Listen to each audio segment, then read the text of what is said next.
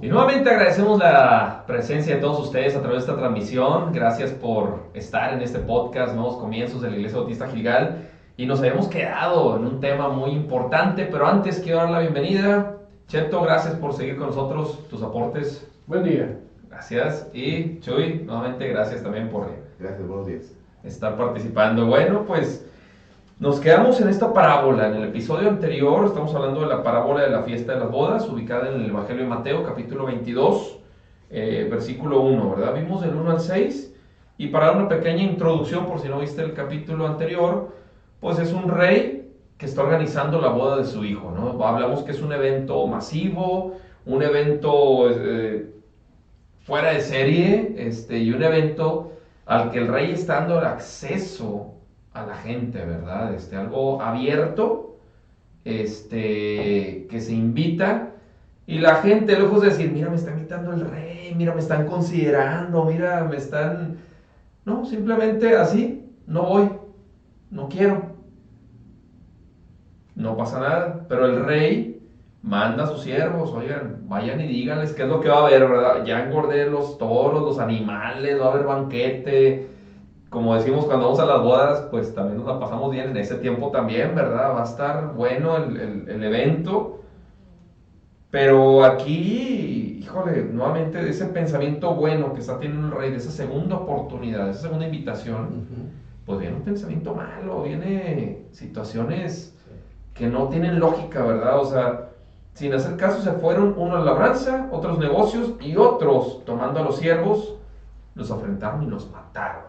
Cosas graves, ¿no? Y como mencionaba, pues esto nos da un ejemplo de lo que pasó en el Antiguo Testamento, ¿verdad? El Señor siempre, a través de jueces, a través de profetas, llamando al pueblo, redarguyendo al pueblo, exhortándolo, pero pues también muchos de ellos fueron ignorados y otros muertos, ¿verdad? Comentábamos que hasta ahí no había habido consecuencias, pero ya empieza también lo bueno, ¿no? Entonces, Cheto, ¿puedes leer el versículo 7 del capítulo 22, por favor? Al oírlo el rey se enojó y enviando sus ejércitos destruyó a aquellos homicidas y quemó su ciudad. Entonces aquí podemos ver que sí hay consecuencias.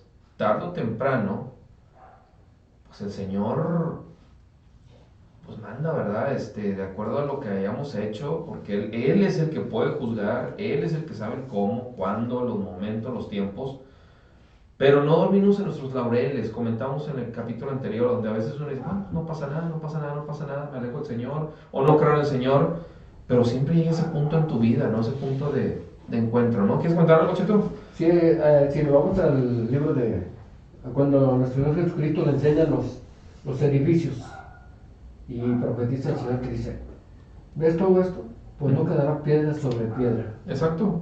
Piedra sobre piedra. Uh-huh. Y llega como el tiempo, quizás 60 años posteriormente, que fueron los romanos y destruyeron todo Israel, inclusive todo el pueblo de Israel fue esparcido por todo el mundo.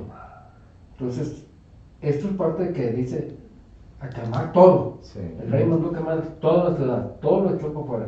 Entonces, ahí es profetizando el Señor Jesús lo que iba a suceder, ¿verdad? Lo que iba a pasar a la ciudad de Israel, el pueblo que lo destruyó. A diferencia de otras parábolas, por ejemplo, la parábola cuando veíamos ya hace varios episodios, la del sembrador, parábolas quizás también como el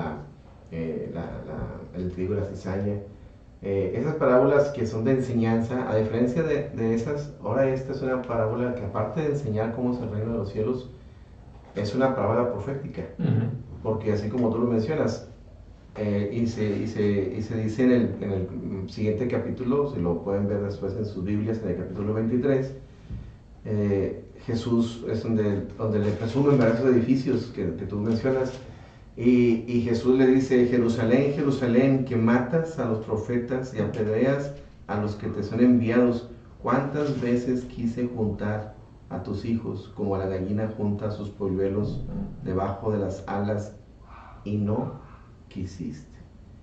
¿Verdad? Y después donde viene que de aquí no va a quedar piedra sobre piedra. Y realmente era una profecía que les estaba diciendo. Al principio les estaba hablando en esa parábola de lo que había sucedido, de cómo fue que que el rey tuvo misericordia y escogió un pueblo, que fue el pueblo de Israel, y ese pueblo lo rechazó. Y entonces volvió a invitarlos, volvió a mandarles profetas, volvió a enviarles, primero eran jueces, después fueron reyes y luego profetas, y entonces es lo que dice, ¿cuántas veces quise? Y ahí veíamos que Dios es un Dios de oportunidades, Sí. ¿verdad? Que nos da una oportunidad, otra oportunidad, pero llega la consecuencia, como dices tú ahorita, ¿verdad? Lo que leyó ahorita Cheto, ¿verdad? Y sucedió, Jerusalén fue destruida, fue quemada, y fue toda una tragedia. Fíjate, Dios aún cumple su promesa a Abraham en esos tiempos todavía, y no te va a quitar de ahí. La promesa de Dios sobre el pueblo de Israel va a ser firme hasta por los siglos, como el alfa y el omega. Así lo va a tener Dios al pueblo de Israel, por el hecho de que hoy esparcieron al pueblo de Israel, lo esparcieron por todo el mundo en aquel entonces, cuando no quedó piedra sobre piedra, y después de 2000 años, Dios trae a su nación, pueblo de Israel. Por ejemplo, vinieron todo el pueblo de Israel, se juntó otra vez a su tierra. Aquí se puede ver que no perdieron su idioma, sus costumbres, siguen. Por ejemplo, ahorita en la actualidad se va uno al otro lado y a los 2, 3 meses, 5, 4, 3 años. Ya no es español. Ya no es español. Ni poquito, dijo. O te vas a la Ciudad de México un mes y ya vienes hablando bien chirango, ¿verdad? Sí, con tortas de tamal. Sí, vienes hablando. Sin embargo, aquí el pueblo de Israel, la misericordia de Dios con su pueblo, lo reunió, ¿verdad? Conforme estaba profetizado, ¿verdad? Como está profetizado, los volvió a juntar ahora como está profetizado el 1940, el 12 de mayo de 1947, cuando la hizo ya nación, que ninguna nación ha tenido, que en un solo día se hace una nación con todas sus cosas, como las otras naciones que tienen que pelear para poder ser nación. Y aquí no, el Señor en un solo día la hizo nación, juntó a su gente y no perdieron sus costumbres, su idioma, siguió igual.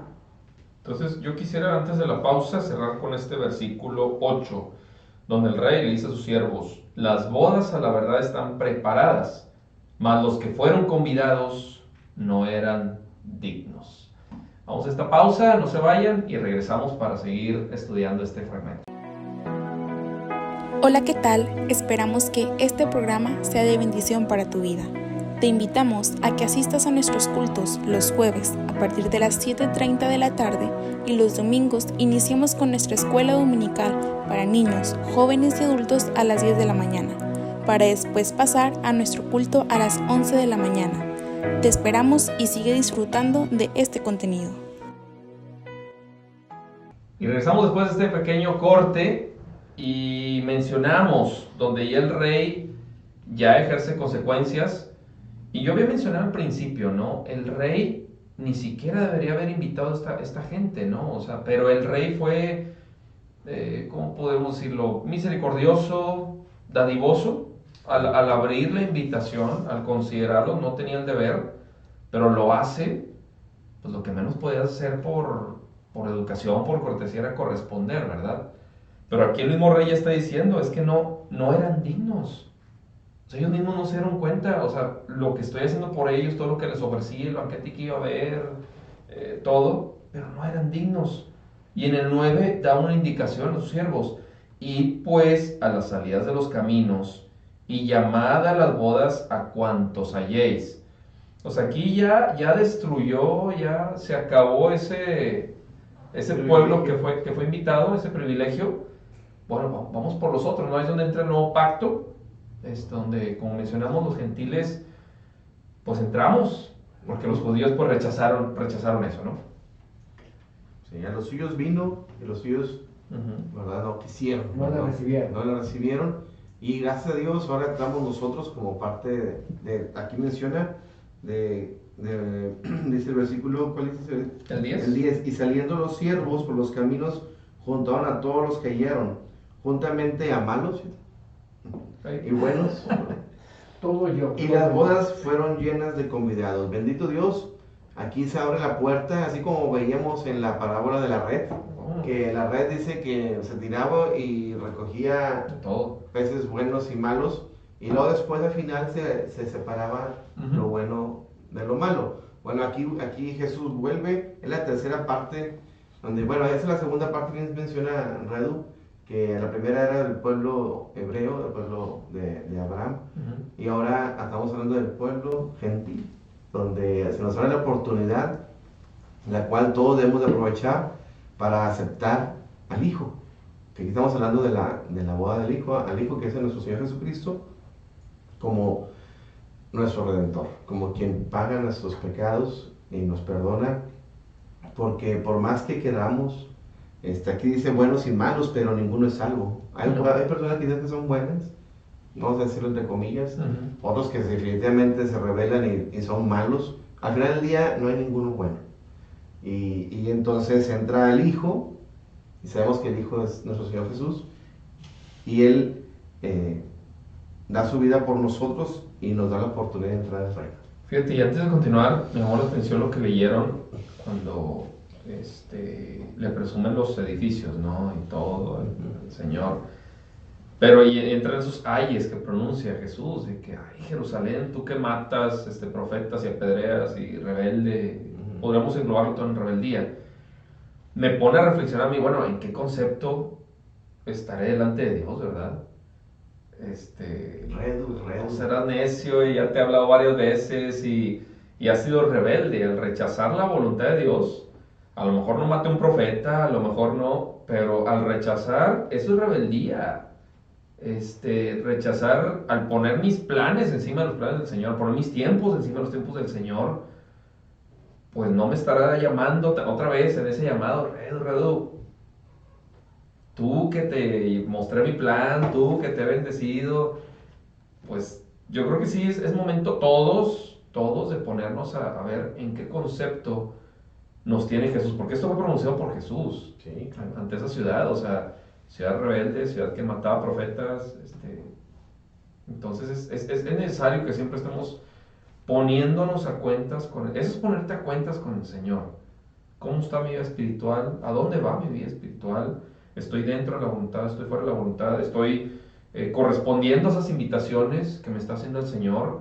¿Las estoy rechazando porque, como dijo el otro, bien sencillo, ¿verdad? Sin hacer caso, se fueron, uno a su labranza y otro a sus negocios. Cosas que no son malas. No. ¿Verdad? Aparentemente, vamos a decir así, esos van cubiertos de cosas buenas, pues pueden trabajar para traer alimento a la casa. Sostener pues, mi hogar, sí. ¿Verdad? Es algo bueno. Negocios, mencionan que son negocios, quiere decir que era algo productivo. Pero eso es bueno, pero lo único malo es de que es en vez. Te lleva a rechazar. Exactamente. Así es. Que trae como una figura así de una envoltura de bueno, pero es malo. Sí, y es donde se ensucia otra vez nuestro concepto ante el Señor. O sea, imagínate que el Señor te diga, oye, pero yo te di ese trabajo. Porque aquí estamos viendo que como los labradores, él era el dueño de esa. Yo te di a que la cuidaras. El fruto es mío. Y así es. Entonces los labradores tomaron y se querían apropiar. Entonces también nosotros, llámese trabajo, llámese esposa, llámese carro, lo que sea, la bendición que nos haya dado el Señor, lejos de disfrutarla, nos la queremos apropiar y lo ponemos encima del Señor y nos lleva a rechazar. Me gustó lo que dijiste, o sea, el negocio no es malo, el trabajo no es malo, el coche no es malo. Mencionabas en otro capítulo, Cheto, la prosperidad no es mala, ¿verdad? La riqueza que da el Señor. Lo malo es cuando todo eso lo ponemos, como aquí, el negocio. No, pues me fui a labrar, me fui al negocio y estoy rechazando la invitación del Señor, el plan de Dios en mi vida, ¿no? ¿Dónde está tu corazón? Exacto. ¿Dónde está tu corazón, verdad? Exacto, así es. Ahí es el punto principal en esto, ¿verdad? Porque no es las riquezas, la vida del hombre no es por los bienes o las riquezas que tiene, sino el tener a Cristo en tu corazón. Así es. Entonces, si tú rechazas, como estamos hablando ahorita, tú rechazas la invitación, ¿verdad? ¿Por qué? Por tus negocios, o por tus necesidades que tienes Ujú. y dejas a Dios a un lado y te vas a lo tuyo, ¿verdad? Entonces ahí es donde implica la situación de ¿dónde está nuestro corazón? En las buenas y en las malas, tu corazón debe estar delante del Señor. Sobre cualquier tipo de situación. Sometido al Señor. Exactamente. Así es. Y bueno, pues yo creo que vamos a dejar aquí. Todavía falta otra tercera parte. Es que hay mucho que sacar de esta parábola. Pero eso también nos lleva a otra reflexión, ¿verdad? Ya mencionamos, vamos a examinarnos cada quien. Primero, si hemos respondido a esas invitaciones que nos ha hecho el Señor, o si las estamos rechazando, ¿por qué las estamos rechazando? ¿Qué estamos poniendo en lugar de aceptar, de ir a esa boda, como dice la parábola? Entonces veamos en qué concepto, en qué lugar, más que concepto, en qué lugar tenemos a nuestra familia, a nuestro trabajo, a nuestra empresa, a nuestro estudio, a nuestro lo que sea que te esté llevando a rechazar las invitaciones que el Señor hace en tu vida. Tú que no estás escuchando también, examínate, como dice Pablo, ¿verdad? Examínense cada quien. Nunca es tarde para, Señor, perdóname, me pongo cuentas contigo, quiero aceptar esta invitación, a aceptarte en mi corazón, aceptarte, a consagrarme, a aceptar el llamado, tal vez, a la mies, ¿verdad? A la obra. Queremos que esto sea bendecido y fructificado por el Señor. Nuevamente, si tú sabes de alguien que tal vez esté en este momento dudando en su vida, que esté recibiendo el llamado, compárteselo, porque no hay que rechazar las invitaciones que nos hace el Señor, hay que disfrutarla. Hay maneras, ahí están las ligas, lo puedes hacer por WhatsApp, por Facebook, por YouTube. Gracias por acompañarnos en este episodio. No te pierdas el siguiente porque vamos a ver la conclusión. Ya está bueno, va a estar todavía mejor. Y esto fue pues, el podcast Nuevos Comienzos de la Iglesia Bautista Gilgal. Muchas gracias por acompañarnos.